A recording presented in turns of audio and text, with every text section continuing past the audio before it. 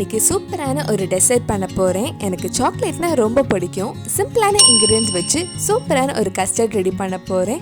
இது பண்ணுறதுக்கு ரொம்ப டைம் ஆகாது, டக்குன்னு ரெடி பண்ணிடலாம்.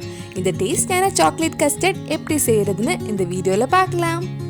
ஃபர்ஸ்ட் கஸ்டர்ட் பண்ணுறதுக்கு பால் கொதிக்க வைக்கலாம். நான் 1/2 லிட்டர் பால் எடுத்திருக்கேன். இது ஏற்கனவே ஒரு வாட்டி காய்ச்சின பால் தான். மறுபடியும் கொதிக்க வைக்கலாம். கொஞ்சம் கெட்டியான பால் எடுத்துக்கோங்க.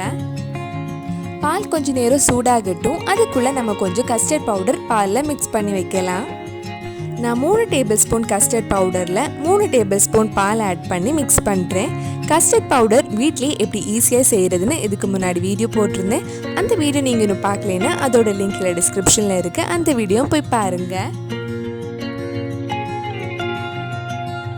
பால் நல்லா சூடானதும் இதில் 1/4 கப் கண்டென்ஸ் மில்க் ஆட் பண்ணுறேன். கண்டென்ஸ் மில்க்கும் வீட்டில் ஈஸியாக செய்யலாம். அதோட லிங்கும் கீழே டிஸ்கிரிப்ஷனில் கொடுத்துருக்கேன். இது ஒரு வாட்டி மிக்ஸ் பண்ணதுக்கப்புறம் சாக்லேட் ஆட் பண்ண போகிறேன். நான் 200 கிராம்ஸ் சாக்லேட் எடுத்திருக்கேன். சாக்லேட்டில் ஸ்வீட் கம்மியாக இருந்தால் இன்னும் கொஞ்சம் கண்டென்ஸ் மில்க் ஆட் பண்ணிக்கோங்க. சாக்லேட்டோட ஸ்வீட் பார்த்துட்டு கண்டென்ஸ் மில்க் கம்மியாகவோ ஜாஸ்தியாகவோ உங்கள் இனிப்புக்கு ஏற்ற மாதிரி ஆட் பண்ணிக்கலாம். சாக்லேட் மெல்ட் ஆகிற வரைக்கும் மிக்ஸ் பண்ணிகிட்டே இருக்கலாம். லோ டு மீடியம் ஃப்ளேமில் வச்சுக்கோங்க. நீங்கள் டார்க் சாக்லேட் எடுத்திருந்தா கஸ்டர்ட் டார்க் கலரில் இருக்கும். மில்க் சாக்லேட் எடுத்திருந்தா கொஞ்சம் லைட் கலரில் இருக்கும். சாக்லேட் ஃபுல்லாக மெல்ட் ஆகி நல்லா சூடானதுக்கப்புறம் நம்ம மிக்ஸ் பண்ணி வச்சுருந்த கஸ்டர்ட் பவுடர் மறுபடியும் ஒரு வாட்டி மிக்ஸ் பண்ணதுக்கப்புறம் இதில் ஆட் பண்ணலாம். கஸ்டர்ட் போட்டதுக்கப்புறம் கிண்டி விட்டுட்டே இருங்க. அது போட்டதுமே சீக்கிரம் கெட்டி ஆகிடும். கஸ்டர்ட் பவுடர் சூடான பாலில் அப்படியே போட்டால் கட்டி கட்டியாக ஆகிடும். அதனால தான் பால் ஒரு வாட்டி மிக்ஸ் பண்ணதுக்கப்புறம் இதில் ஆட் பண்ணியிருக்கோம். சாக்லேட் கஸ்டர்ட் கெட்டி ஆகிடுச்சு. இது உடனே நம்ம எந்த பவுலில் சர்வ் பண்ணுறோமோ அந்த பவுலுக்கு மாற்றிடலாம். இது கொஞ்சம் ஆறுனா செட் ஆகிடும். நம்ம சேனலில் apple pudding, caramel pudding, rava pudding எல்லாம் செஞ்சுருக்கோம். அதோட லிங்கும் கீழே டிஸ்கிரிப்ஷனில் கொடுத்துருக்கேன். இது பவுலில் ஊற்றுனதுக்கப்புறம் கொஞ்சம் நேரம் ஆற வைக்கலாம். நல்லா ஆறினதுக்கப்புறம் ஃப்ரிட்ஜில் 4 மணி நேரம் வச்சுருங்க. ஃப்ரீசரில் வைக்க வேண்டாம். ஃப்ரீசரில் வச்சா ரொம்ப கெட்டியாகிடும்.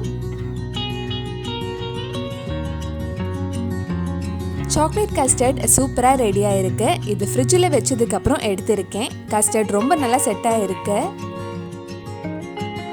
இது இப்படியே இந்த பவுலில் கூட சர்வ் பண்ணலாம். இல்லைன்னா இந்த பவுலில் இருந்து இன்னொரு பிளேட்டுக்கு மாற்றிட்டு சர்வ் பண்ணிக்கோங்க.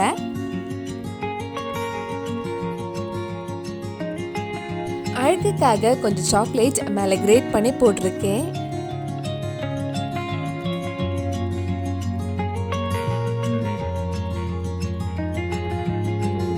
நம்ம டேஸ்டியான சாக்லேட் கஸ்டர்ட் ரெடி ஆயிடுச்சு. கண்டிப்பாக நீங்களும் இந்த சூப்பரான டெசர்ட் உங்கள் வீட்டில் செஞ்சு பாருங்க.